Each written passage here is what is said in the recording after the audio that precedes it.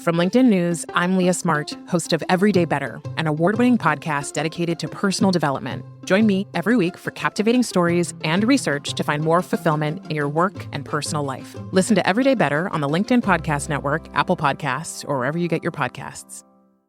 Break language barriers instantly by translating up to 44 languages in real time with the HP AI PC, powered by the Intel Core Ultra processor. With the right tools, work doesn't have to feel like work. Learn more at hp.com/AI PC. Hey, I'm Kwame Christian, and you are about to step into the world of Negotiate Anything, the #1 negotiation podcast in the world, where we teach you how to make difficult conversations easier while getting more of what you want in the process. Each episode is packed with practical tips and strategies from the experts. We delve into negotiation, conflict resolution, and leadership skills that are crucial in both business and in life. Whether you're closing a deal, managing a team, or navigating personal relationships, Negotiate Anything provides you with the tools you need to succeed. Our conversations are real, relatable, and most importantly, rooted in practicality. So if you're ready to transform your conversations and elevate your negotiation skills, join me on Negotiate Anything. Subscribe and listen on Apple Podcasts, Spotify, or wherever you love to listen. Let's make every conversation a winning negotiation. Molly, welcome to the show. Thanks for having me. I'm honored to be with you. Yes, and we are honored to have you, my friend. So how would you get us started by telling us a little bit about yourself and what you do? Yeah, for sure. Well, let's see. I'm married to my wonderful husband of 26 years, Fred. We have 3 daughters, most importantly. And so for almost 20 years, I was a sports agent and, represented incredible athletes, coaches, broadcasters, Hall of Famers, Olympians. And then I wrote a couple books and those did well. So, I'm a former sports agent now, author of, I have a 6th book coming out September 3rd, Dynamic Drive. I speak and have a podcast like you, Game Changers with Molly Fletcher. So that's sort of a nutshell of where I am now. That's incredible. You're winning on all levels. Sounds like you have a beautiful family, multiple books, 20-year career in being an agent, and welcome to the podcasting game. This is great. And so, of course, listeners, we're going to talk about this new book, Dynamic Drive, but we also need to address the fact that we have an expert deal maker and negotiator here today. So can you tell us a bit about how your negotiation skills have been able to translate into all of these different industries? Yeah, absolutely. And I certainly love your show, and I love talking about the as we talked about, the conversation of negotiation, which essentially is what it is, right? It's a difficult conversation, certainly, but it's a conversation.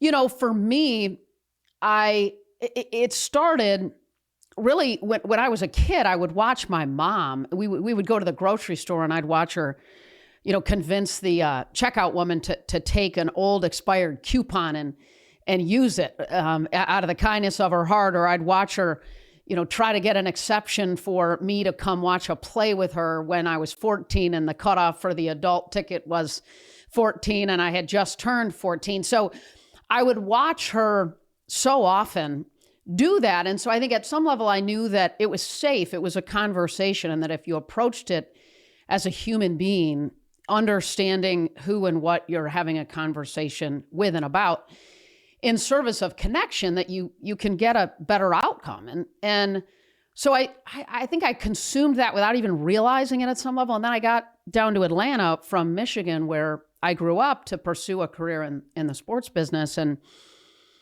for me, I always have believed, and I think as a kid watching even my mom, that if we can make the lives of the people that we want to do deals with, we want to connect with, we want to potentially close a gap with, if we can do it sort of with them in the center of it at some level versus us, we can often drive better outcomes. And so for me, I when I got down to Atlanta, for example, I had learned that there was an apartment complex that was going to need a tennis pro. I played tennis at Michigan State. And so, I moved to Atlanta with $2,000, no job. I was sleeping on my friend's couch in her apartment until I could figure it out. And so I found out about this apartment that needed a tennis pro, and tennis is a big deal in Atlanta. So long and short of that story is I began to add value to the manager. I brought her tennis tips to put in the newsletter. I'd gotten my buddy at Wilson Sporting Goods to send me stuff that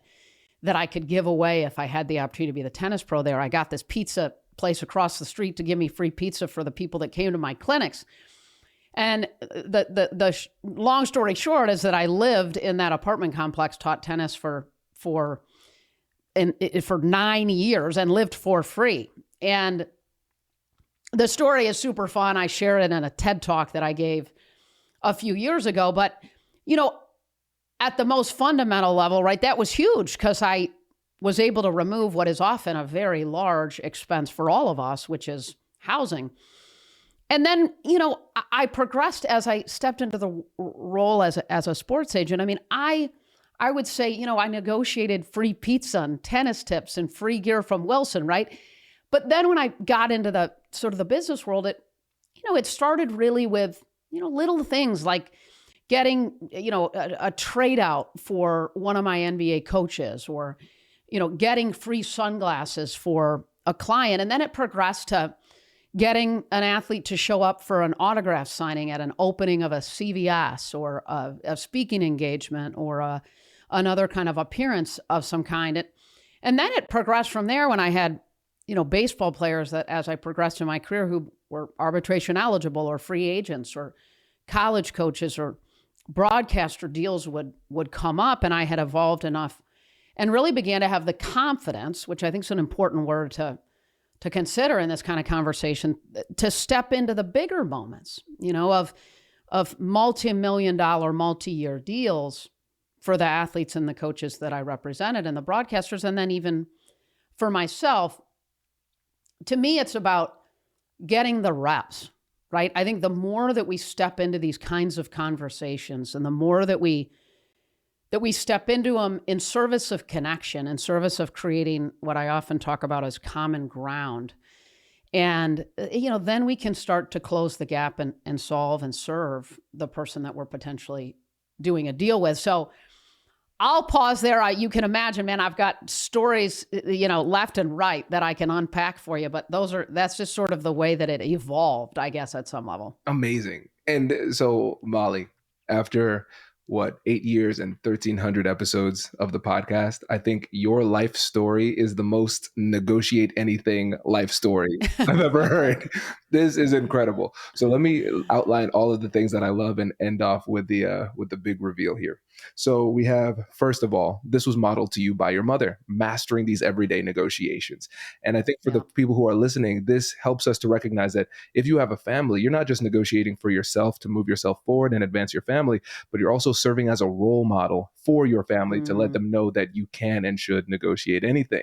And then you recognize that through your life, just from your upbringing there, and then as an adult playing tennis, teaching those tennis lessons, and then negotiating just free rent. That's incredible. And a lot of times people would not even conceive that as a possibility. And that we're oftentimes limited by our own imagination when it comes to negotiation, not just the imagination, but also skills and confidence. But if we don't believe it, we can't achieve it. Sure. And then the big reveal is tennis was my favorite sport. I was president of the club team. Cool. Yeah, at Ohio State.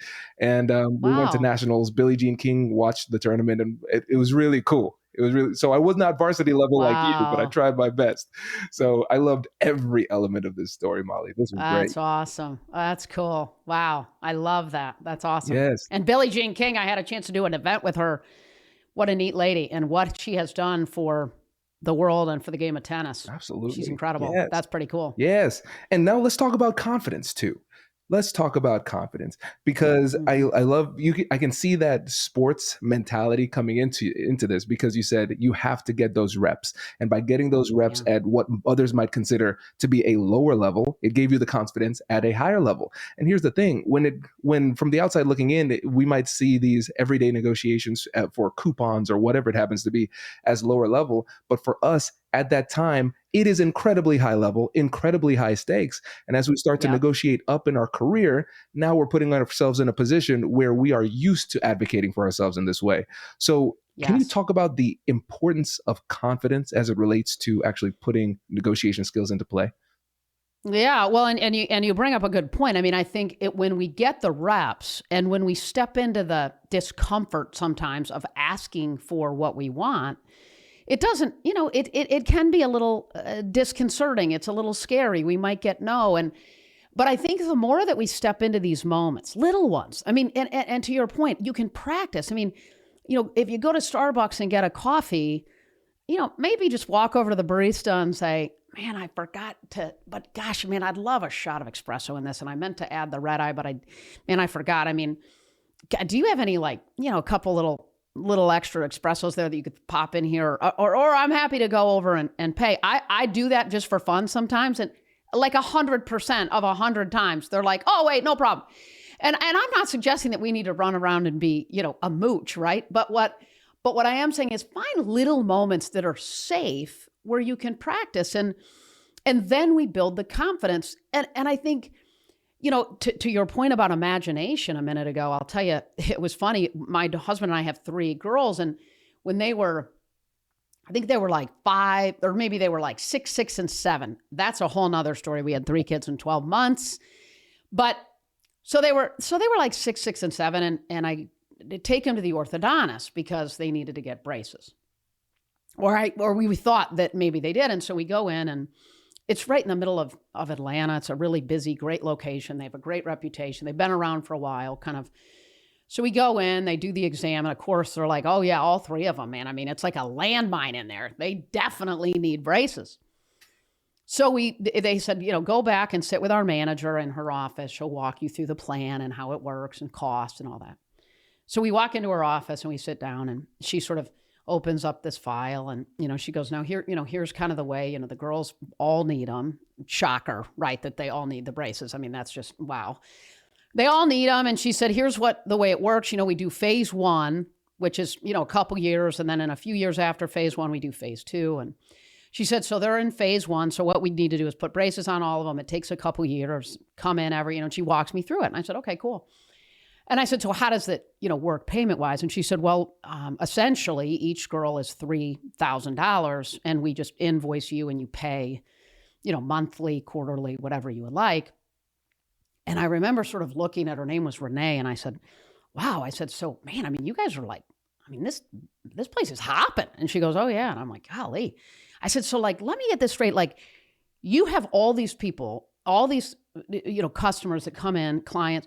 I said, so that place is packed, and I've been here for, 45 minutes. I mean, is it like that all the time? She goes, all the time. It is humming in here. And I go, wow. She goes, well, we got 2 doctors. I mean, we serve. And she throws out a number, and I said, wow. And I go, so you are in charge of this. You bill all of these people that roll through this door. She goes, yeah. And I go, wow. I mean, man, do they all pay on time and stuff? I mean, what's that like? And she goes, heck no, girl, no. And I go, and they got the braces on. So you don't have a whole lot of leverage, right? And she kind of laughed, and I was sort of joking with her, and I go, wow. I said, so let me ask you this. I said, you got to invoice these people. You got to chase them down. She's like, yes, it's a nightmare. It's how I spend half of my week. And I'm like, wow. And I said, well, what if we did something where 3 girls, $9,000 over 2 years? What if I just paid you $6,000 up front, like a buy 2, get 1 free, and then you don't have to worry ever about invoicing me. I trust you. This is an incredible practice. What do you think? Buy 2, get 1 free. And she just stared at me. And she goes, wow, well, actually, that's kind of interesting. She said, let me go ask the doctors. So she goes out and she comes back and she said, yeah, they love it. That's awesome. Perfect. I was like, sweet. So I share that only as a backdrop that that was a safe moment. You know what I mean? That, it's not like she's going to kick me out of her office or tell me she doesn't want the business. So I share that only because I think, to your point about imagination, I love that you use that word, because that's what so much of this is about, is sort of looking for opportunities where everybody can win, right? I mean, this is truly an example of a win-win. And so I think it's about staying creative, looking for the opportunities, big and small, to get the reps in a way that's comfortable for you, in a way that drives and aligns connection. Hello, my friends. Before we get back to today's episode, I want to ask you a question. Have you ever wondered how to elevate your team's negotiation game and how you can help the folks on your team have better, difficult conversations? At the American Negotiation Institute, we offer transformative keynotes and workshops tailored to empower professionals with top-tier negotiation and conflict resolution skills. Whether it's a keynote for your next event or hands-on training for your team, we've got you covered. Don't just negotiate. Master the art with the American Negotiation Institute. Click the link in the description to find out more. Elevate, negotiate, and succeed.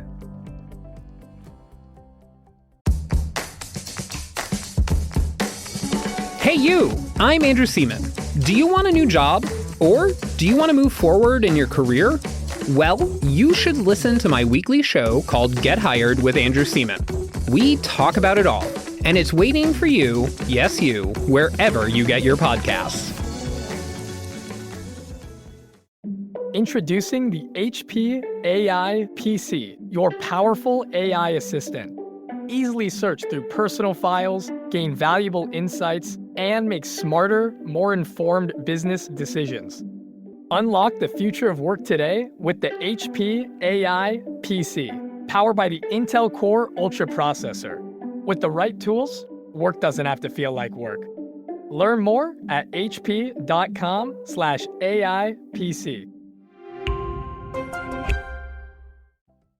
Yes. Oh, there's so much here. Because first we have that mentality where we're not assuming that this is a combative type of interaction. You are creating a true relationship, building rapport, empathizing, leading with curiosity, and then figuring out, like you said at the beginning, how can I make their lives better?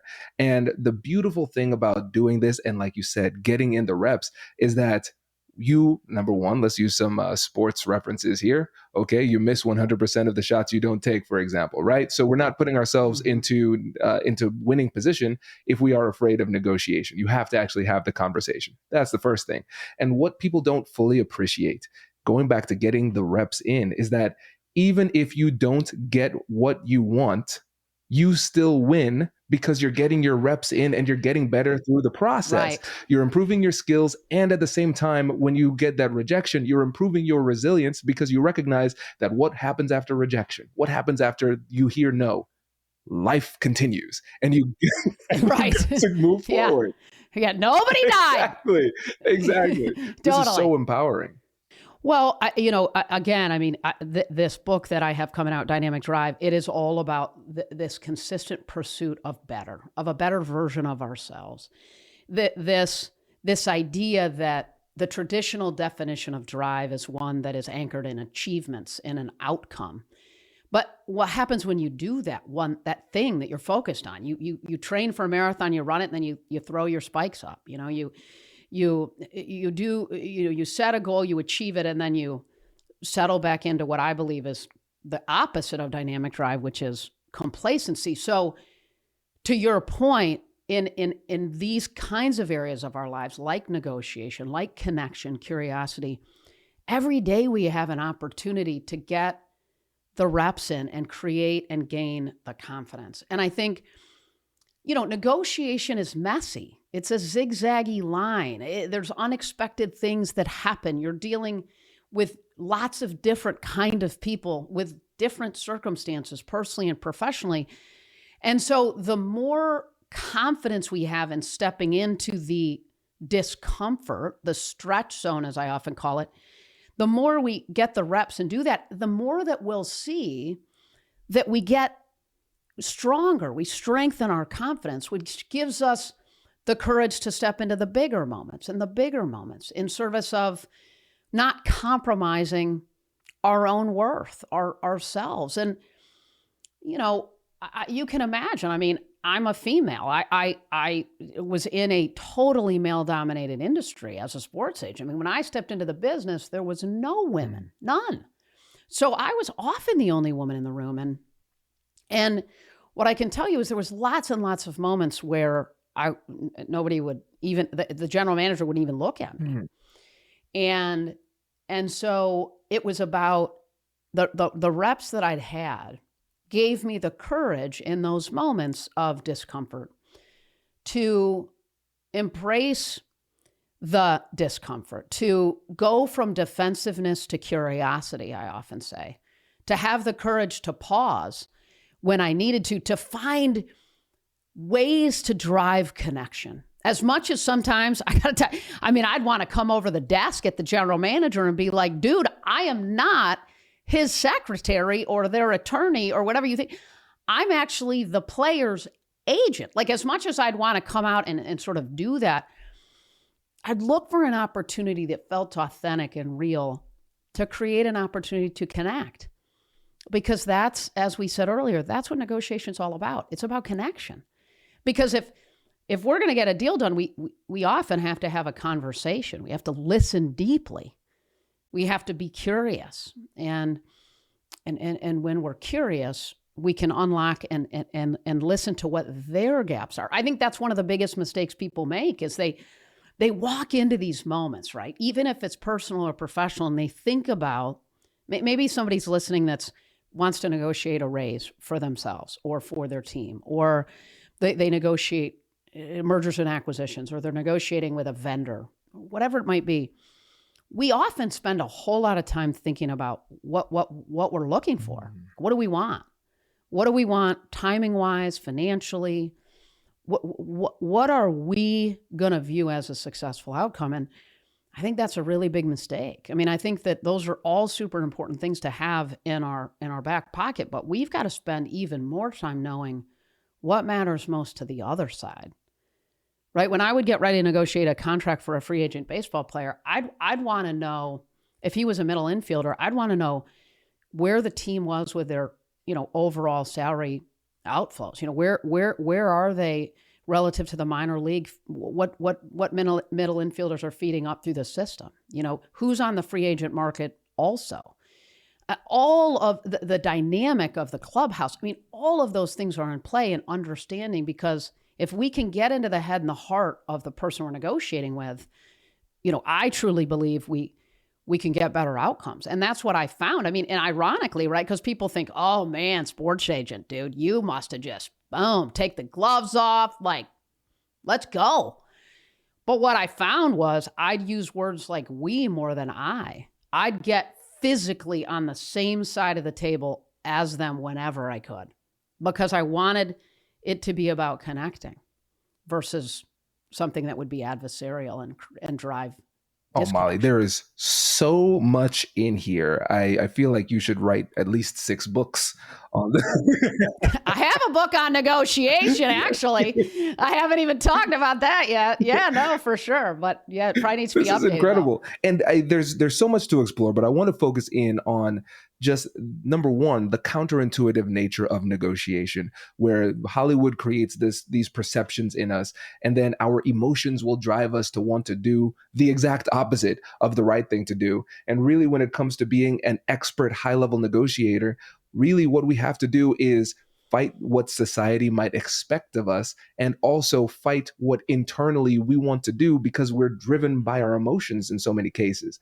And so you had to go through some of the negotiations that are toughest, not just in terms of dollar amount, not just in terms of how competitive the field was, but then also overcoming gender bias in that process.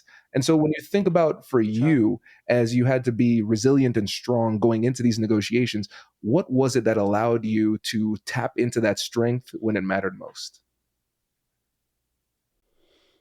I think it was knowing that the more that I stepped into the moments of discomfort, I became a better version of myself. I became a better negotiator. I became and created better outcomes for myself or for my clients.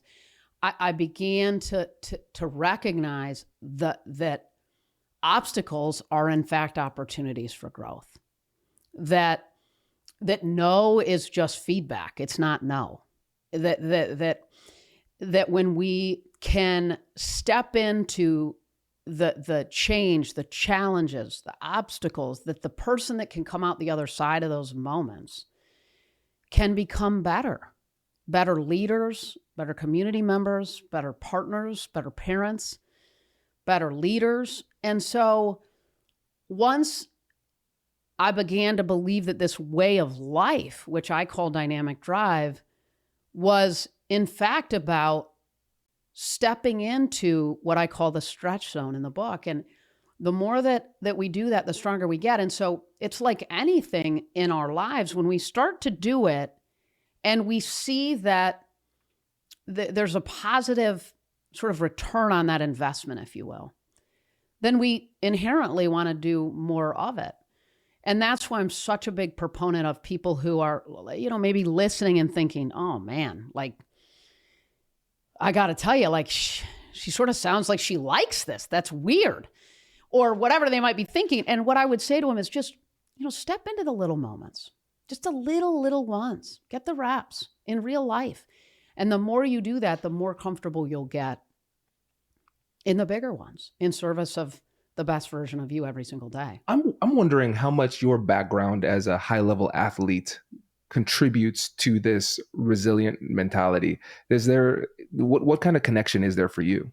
Yeah, I would say, it's interesting that you say that. I would say has served me really well and been very helpful. And I say that in part because, but I would say for somebody listening, it could be that you played the violin or the guitar or the piano or, chess or fencing or whatever it might be in life, or you just had two tough older brothers. I mean, who knows? But, for me, I think that as an athlete, you have to get comfortable taking feedback. You have to get comfortable with trying new things and it not always working. You have to get comfortable with taking in feedback, be it that you've created yourself, you hit the ball into the bottom of the net, or or feedback from a coach, and try new things. And so at some level as an athlete, you're constantly finding your space or finding yourself in this place of discomfort. But what you also learn then is that you grow from that. You become better. One of the stories I often tell, which as a tennis player you'd appreciate, is I was going to walk onto the Michigan State tennis team, and I went out on the court and to take a lesson from my coach. And he said to me, because I was a super big time long shot to make that team at all. Like I started playing tennis when I was like 13 or 14, Wow. Wasn't nationally ranked. Yeah. I started super late, right? Because I played all these sports, which by the way is a whole nother topic because I think it's important for kids to do that. But so I'm like 14, I walk out on the court and my coach says, look, you really want to make that team? And I said, I do. And he goes, Molly, honestly, I've watched you just hang out at that baseline. It's like you're waiting for the point to develop. You're waiting for the ball to come to you. He's like, look, if you're going to make that team and have any shot other than carrying everybody's water bottles, he said, you got to get more aggressive. And I share that because we then played a game of sharks and minnows where he fed me balls and it was about cutting off the angle, taking the ball on the rise, all of those things.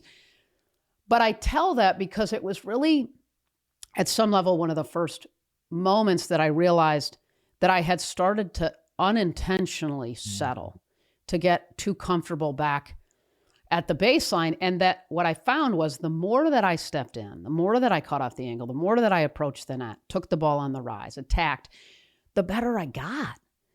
And so I think that's sort of a metaphor for life, right? To step and to lean and to cut off the angle, to take it on the rise, right? And go for it.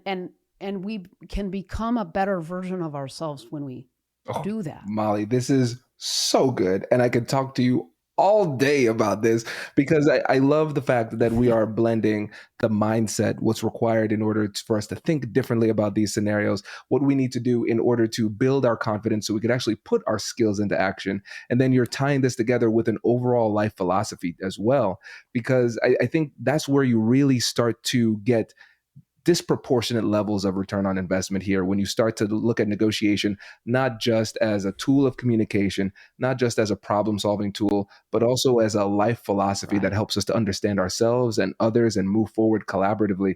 I think that's when we start to get those massive returns. So I really appreciate you breaking this down for us today. And I appreciate you again for writing all of these books. And the one we are here today to talk about is Dynamic Drive. So before you go, can you let the listeners know about your book, your podcast, and how they can get in touch? Oh, yeah. No, this was a super fun conversation, and most importantly, hopeful that it's helping a lot of people step into more of these moments. Absolutely. People can learn a little bit more about the book. GetDynamicDrive.com is the website. We have all kinds of bonuses too there for folks, leader guides, action guides, a bundle of videos, a myriad of things. It's just GetDynamicDrive.com. And then my website is Molly Fletcher. Amazing. Molly, thank you so much for joining us. Really appreciate it. Congratulations! You've just joined an elite club. By listening to a full episode, you're now officially on the Negotiate Anything team. So welcome aboard. What most team members do is they subscribe to the podcast because that allows them to automatically get the latest episodes of the show. The best things in life lie on the other side of difficult conversations. Keep learning, keep practicing, and keep getting better. Your relationships will improve, your career will soar, and you'll have the confidence you need to get the most out of these crucial conversations. Again, thank you for joining the team. We're excited to have you, and I will see you in the next episode. I'll catch you later.